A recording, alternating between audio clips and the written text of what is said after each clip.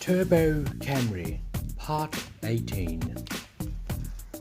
Okay, it's time now to install the clutch.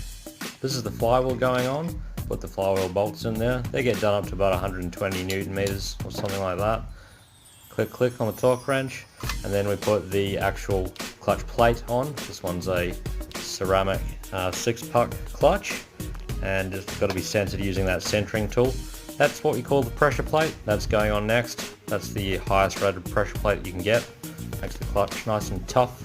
And then these little bolts go in there as well.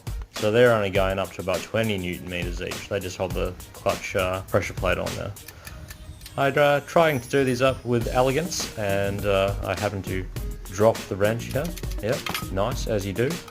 Pick it back up though, and just continue on, you know. Click on the torque wrench. And that's how you install a clutch and flywheel.